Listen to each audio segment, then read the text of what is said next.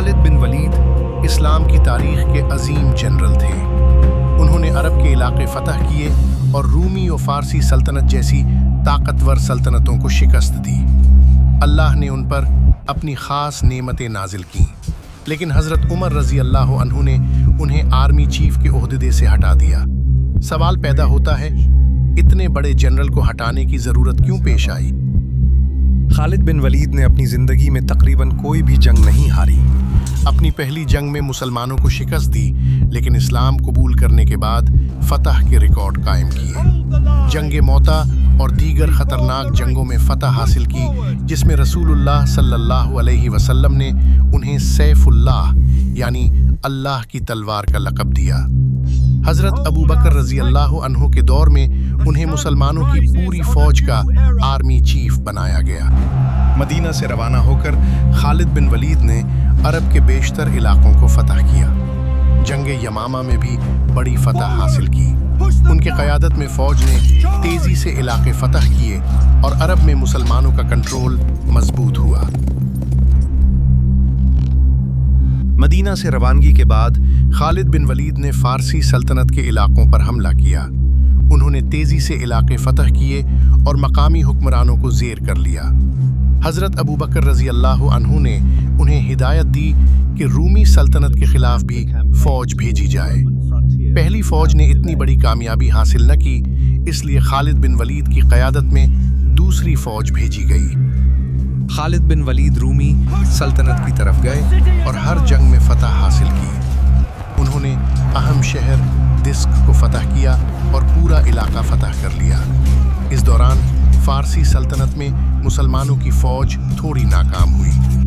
جہاں خالد جاتے وہاں مسلمان جیت جاتے، اور جہاں نہیں جاتے مسلمان ہارتے۔ لوگ خالد پر اتنا اعتماد کرنے لگے کہ اللہ پر بھروسہ کم ہو گیا۔ حضرت عمر رضی اللہ عنہ نے دیکھا کہ یہ رویہ اسلام کے لیے خطرناک ہے۔ اگر خالد کسی جنگ میں شہید ہو جاتے تو فوج کا مورال ٹوٹ سکتا تھا۔ حضرت عمر نے فیصلہ کیا کہ خالد کو آرمی چیف کے عہدے سے ہٹایا جائے۔ انہیں مکمل طور پر ہٹانے کے بجائے دوسرے درجے کا چیف بنایا گیا۔ اس کے بعد حضرت عمر نے ریاست میں اصلاحات کی۔ فتح شدہ علاقوں میں نئے گورنرز مقرر کیے۔ ہر فیصلہ خلیفہ سے اجازت کے تحت کیا جانے لگا۔ عدالتیں اور پولیس سسٹم قائم کیے۔ بازاروں کی قیمتیں کنٹرول کی گئیں۔ خاص طور پر مدینہ کے بازار کے لیے عورت شفا بنت عبداللہ کو لیڈر بنایا۔ جاسوس مقرر کیے گئے تاکہ ہر کارروائی کی خبر خلیفہ تک پہنچے۔ خالد نے حضرت عمر کے احکامات کی مخالفت نہیں کی۔ وہ فوج کے دوسرے چیف بن کر بھی جنگوں میں قائدانہ کردار ادا کرتے رہے۔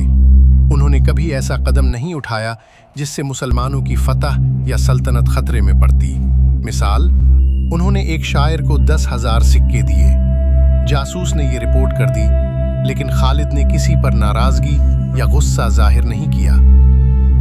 حضرت عمر نے فوج کے ہر فیصلے میں خلیفہ کی منظوری لازمی قرار دی۔ جنرلز کی خبر رکھنے کے لیے جاسوس مقرر کیے گئے۔ عدالتوں اور پولیس کے نظام کے ساتھ ریاست مستحکم ہوئی۔ فوج کے بغیر خالد کے بھی فتح حاصل کرنے کی صلاحیت ثابت ہوئی۔ مسلمانوں کی فوج نے خالد بن ولید کے بغیر بھی فتحیں حاصل کی۔